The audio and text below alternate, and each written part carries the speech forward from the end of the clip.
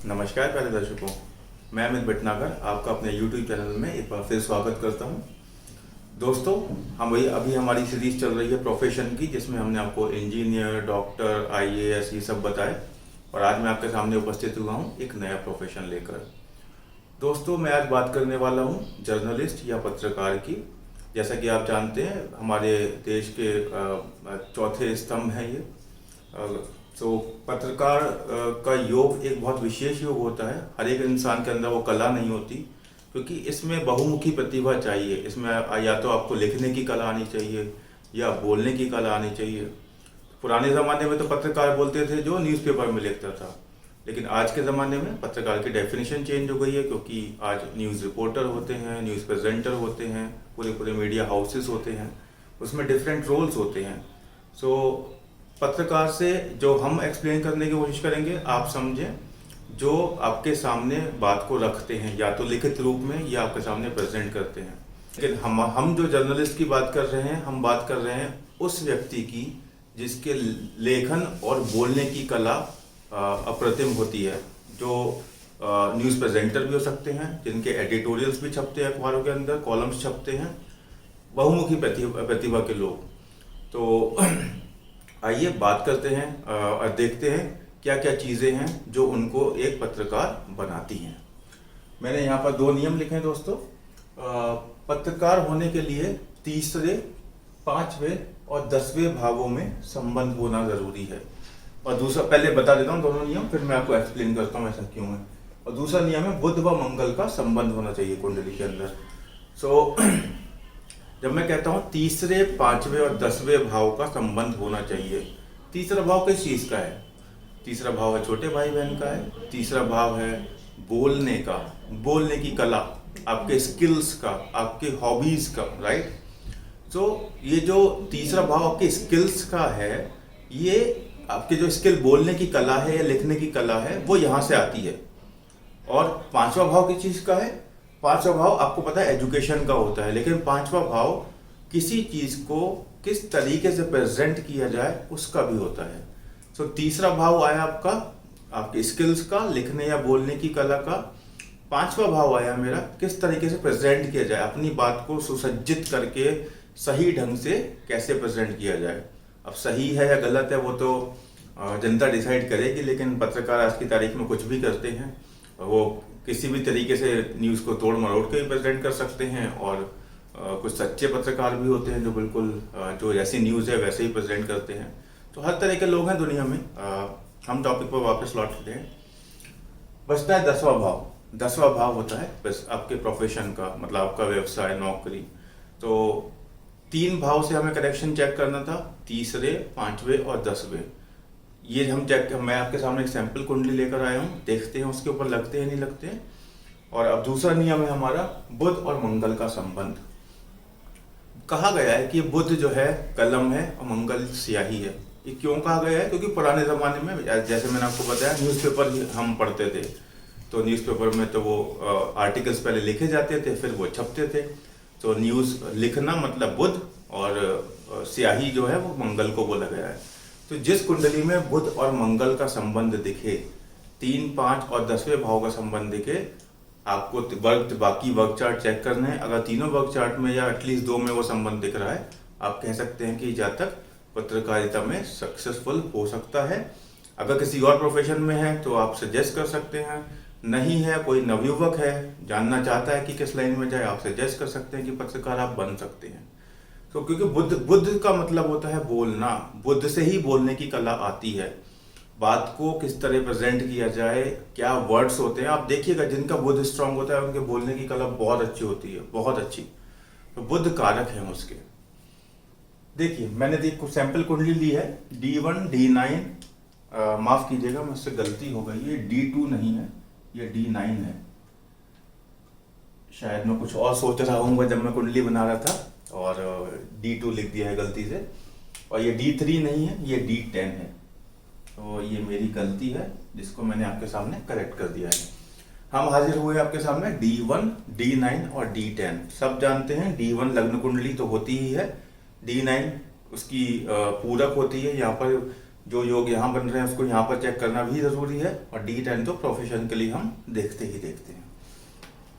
पहला, क्या इस कुंडली के अंदर तीसरे, पांचवें और 10वें भाव में कोई संबंध है या नहीं है। तीसरा भाव शनि उसके स्वामी है, तृतीयेश है शनि। पांचवा भाव मंगल पंचमेश है। क्या इस कुंडली के अंदर मंगल और शनि में कोई संबंध है? आइए देखते हैं।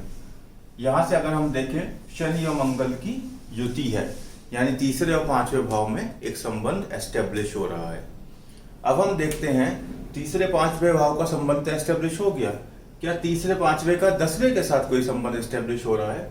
तो तीसरे पांचवें का यहां से मैं देखूंगा तो 1 2 3 4 5 6 बुध और सूर्य की दृष्टि तो आ नहीं रही, क्योंकि छठा नंबर है, वो 7वां होता तो सीधा संबंध दिख जाता। लेकिन शनि जो कि तृतीयेश हैं बैठे हैं अष्टम भाव में, और यहां से तीसरी दृष्टि से 10वें भाव को देख रहे हैं।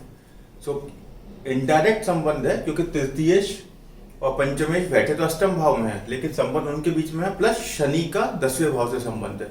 तो एक संबंध तीसरे, पांचवें और 10वें भाव का बन रहा है। प्रॉपरली वी कैन सी कि यहाँ पर एस्टेब्लिश हो रहा है वो। उसके बाद ये मैंने यहाँ पर लिखा भी है, बोर्ड जो मैंने आपको समझाया, मैंने यहाँ पर लिखा है कि थर्ड लॉर्ड शनि है, फिफ्थ लॉर्ड आपके मंगल है। शनि और मंगल की यहाँ पर युति हुई है। तो हमने देखा कि D1 के अंदर तो तीसरे, पांचवें, 10वें भाव में संबंध स्थापित हो रहा है, प्लस बुध जो है सूर्य के साथ पंचम भाव में बैठे हुए हैं। तो सूर्य के साथ बुधादित्य योग इनका बन रहा है। और दूसरा जो है, अब हम बात कर लेते हैं D10 की। D10 में क्या है? D10 में मंगल जो है दशमेश है। देखिए एस यहाँ 8 लिखा है, इसके स्वामी मंगल होते हैं, और बुध जो है स्वराशि होके पंचम भाव में बैठे हैं। बहुत सुंदर, स्वराशि होके बैठे मतलब पावरफुल है। दूसरा, मंगल की उनके ऊपर दृष्टि आ रही है, 1 2 3 4 5 6 7 मंगल की दृष्टि आ रही है। हमारा नियम क्या कहता है? 3 5 10 भावों में संबंध दिखा, बिल्कुल है। बुध व मंगल का संबंध दिखा, बिल्कुल दिखा D10 में।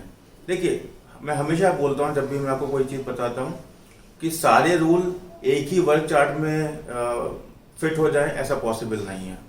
हो सकता है, मतलब ऐसा नहीं है कि होता ही नहीं है, हो सकता है, लेकिन रेयर होता है कि सारे जितने रूल दिए गए वो सब एक में फिट हो जाए। इसलिए अन्य वर्ग चार्टों का महत्व है, वर्ग चार्ट का महत्व है। आपको ये बाकी प्रोमिनेंट प्रॉमिस देखने के लिए देखने ही होते हैं। अगर मैं D10 नहीं देखता तो क्या मुझे ये संबंध मिलता? मुझे ये संबंध नहीं मिलता, है ना, क्योंकि यहाँ जो मंगल बैठे हैं, क्या इनकी दृष्टि आ रही है बुध के ऊपर, या बुध की 7वीं दृष्टि मंगल के ऊपर आ रही है? नहीं आ रही है। तो आप कहते हैं ये रूल तो फिट ही नहीं हुआ। इसीलिए हमेशा जन्म कुंडली के साथ साथ D9 तो देखना ही देखना है बाय डिफॉल्ट। जो भी आप जिस चीज से रिलेटेड कुंडली देख रहे हैं आप, या जो भी क्वेश्चन का आंसर ढूंढ रहे हैं, उससे संबंधित वर्ग चार्ट आपको देखना ही पड़ेगा। कोई ऑप्शन नहीं है हमारे पास, हम बाईपास नहीं कर सकते चीज़ों को। क्योंकि यहाँ से अगर मैं इसको नहीं देखता तो लगता कि यार एक ही मेरा रूल फिट हो रहा है, तो हो सकता है बहुत क्षीण सा संबंध हो। ये जो पत्रकार जिनकी कुंडली ली है, ये आज तक चैनल में काम करते हैं, बहुत प्रोमिनेंट और फेमस पर्सनैलिटी हैं। तो जस्ट आपको दिखाने के लिए कि पत्रकार की कुंडली कैसे होती है, क्या संबंध होता है, मैंने इस कुंडली को रेफर किया है। तो हमने अपना दोनों नियम लागू करके देख लिए। तीसरे, पांचवें, 10वें भावों का संबंध आ गया हमारा, बुध और मंगल का संबंध D10 से आ गया। और D9 में भी आप देखेंगे, अगर D9 में आप देखेंगे तो फिफ्थ लॉर्ड है कौन? हमारे बुध। मतलब यहाँ पर भी फिफ्थ लॉर्ड है और यहाँ पर भी फिफ्थ लॉर्ड है। बुध जो है एक बहुत अच्छे, मतलब आप जैसे बोलते हैं त्रिकोण भाव, लक्ष्मी भाव होता है ना, त्रिकोण 1 5 9 और केंद्र भाव होते हैं 1 4 7 10। तो लक्ष्मी भाव, उन्हें विष्णु भाव बोलते हैं 1 4 7 10 को। लक्ष्मी भाव में बैठे ग्रह हमेशा, ऊपर से बुध जो कि क्रूर ग्रह भी नहीं है, पाप ग्रह नहीं है, अच्छा फल देगा। बुध बहुत स्ट्रॉन्ग है इस कुंडली का। उसके ऊपर मंगल का संबंध बन रहा है, मतलब बोलने लिखने की कला है इस व्यक्ति के पास। जैसा कि मैंने आपको बताया, बहुत प्रोमिनेंट पर्सनैलिटी है, नाम हम डिस्क्लोज नहीं करते हैं, क्योंकि जब किसी कुंडली को रेफर करते हैं तो उनको पर्सनैलिटी को डिस्क्लोज नहीं किया जाता है। तो आपने देखा कि मंगल बुध का संबंध, लिखने बोलने की क्षमता बहुत अच्छी है, बहुत प्रोमिनेंट फेमस कब होता है इंसान? जब किसी चीज़ का धनी हो, कोई स्किल हो उसके पास। तो पत्रकारिता इनकी बहुत ज़बरदस्त है। आज तक चैनल में काम करते हैं, ये मैंने आपको बताया, और ये उनकी कुंडली रही आपके सामने। तो दोस्तों, इस कुंडली से हमने सीखा कि पत्रकार बनने के लिए इन 2 नियमों को किस तरीके से देखें। कभी कभी आपको मिलेगा ये रूल, जब अप्लाई नहीं होगा तो आपको चंद्र लग्न से भी देखना है। हमेशा मैं बताता हूँ कि लग्न के अलावा, लग्न के अतिरिक्त आपको चंद्र लग्न से भी चीज़ें देखनी है। अगर संबंध नहीं बैठ रहा है तो आपको नक्षत्र भी देखने हैं कि जो ग्रह जिसकी मैं बात कर रहा हूँ, अगर मैं फॉर एग्जाम्पल बुध और मंगल की बात करूँ, अगर उनका संबंध नहीं होता तो मैं देखता बुध कौन से नक्षत्र में बैठा है और उसका स्वामी कौन है, मंगल कौन से राशि में बैठा है, उसका स्वामी कौन है। तो मुझे वहाँ नक्षत्रों के स्वामी देखने पड़ते, क्या वहाँ से संबंध आ रहा है। कभी कभी आपको वहाँ से भी संबंध मिलेगा। उस टाइप की कुंडली में क्या होता है, थोड़े कनेक्शन वीक होते हैं और प्रॉब्ली वो इतना फेमस ना हो। ठीक है, अच्छा कर रहा होगा अपनी ज़िंदगी में, नो डाउट, लेकिन जो पहुँचना चाह रहा होगा, जो पाना चाहता है अपनी ज़िंदगी में, वो शायद नहीं पहुँच पा रहा हो, क्योंकि वो योग उतना स्ट्रांग नहीं है कुंडली के अंदर। यहाँ प्रोमिनेंट स्ट्रांग है, इसलिए बहुत फेमस है ये व्यक्ति। तो दोस्तों, आज के लिए मुझे लगता है प्रोफेशन, जो जर्नलिस्ट का प्रोफेशन है, उसके लिए आज इतना ही काफ़ी है।